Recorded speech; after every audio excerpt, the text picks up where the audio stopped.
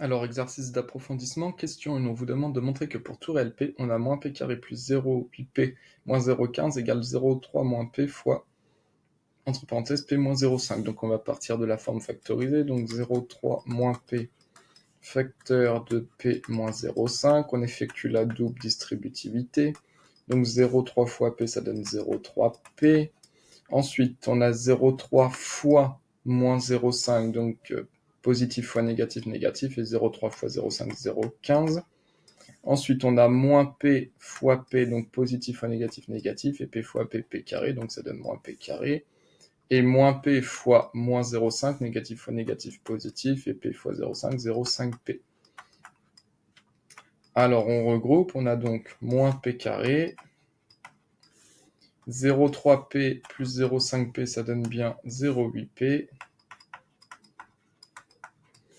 et moins 0,15. Bon, bah voilà, c'est exactement ce qu'on devait trouver. Boum.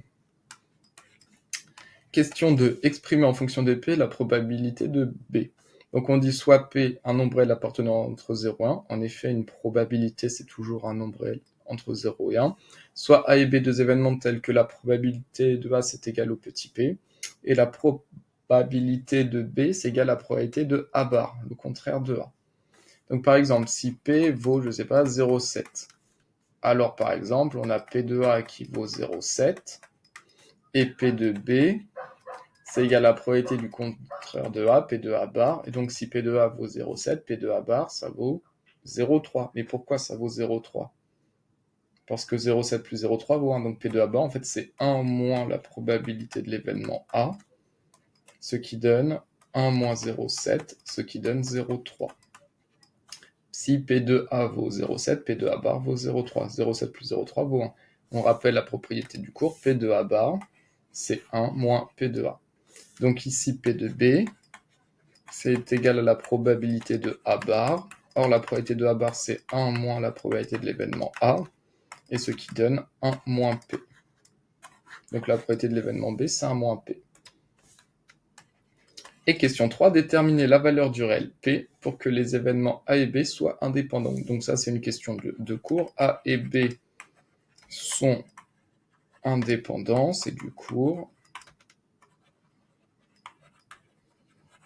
Si et seulement si, donc ça c'est dire si seulement si, ou est équivalent, A et B sont indépendants, si et seulement si P de A et B est égal à P de A fois P de B.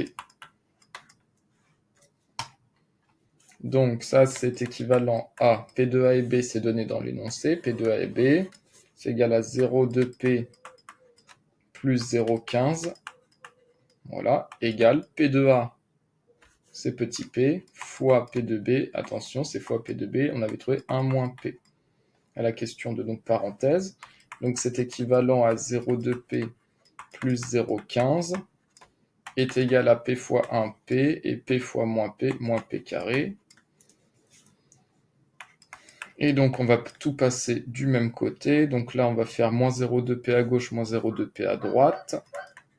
Donc je fais P moins P carré moins 0,2P.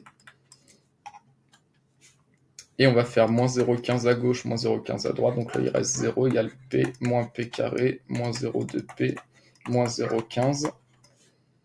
Et donc ça donne 0 est égal à... Alors P, ici P moins 0,2P, ça donne moins 0,8P. Donc on a moins P carré moins 0,8P moins 0,15. Et là, on retrouve le lien avec la question 1. En question 1, on avait moins P carré plus 0,8P. Pourquoi moins plus 1P moins 0,2P plus 0,8P moins 0,15. Voilà, donc pour résoudre cette équation d'inconnu P, il y a deux méthodes ici. Alors, ceux qui ont vu le discriminant, c'est une équation du second degré, donc vous pouvez calculer delta B carré moins 4AC. A, ça vaut 0,8, non, A, ça vaut moins 1, B, 0,8, C, moins 0,5, donc il y a la méthode du discriminant. Et ici, il y a une deuxième façon de le faire. Regardez la question, il y avait un lien avec toutes ces questions.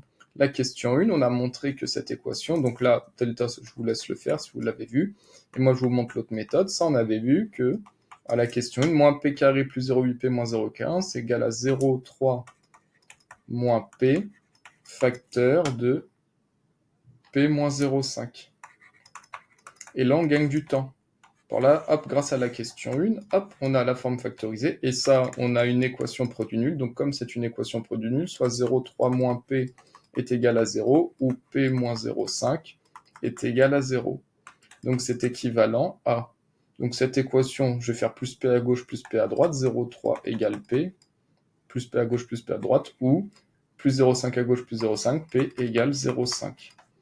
Donc en fait, les événements A et B sont indépendants si P vaut 0,3 ou P vaut 0,5. Donc finalement, il n'y avait pas que la valeur, il y avait plusieurs valeurs possibles. Donc finalement, hop, bilan, A et B sont indépendants.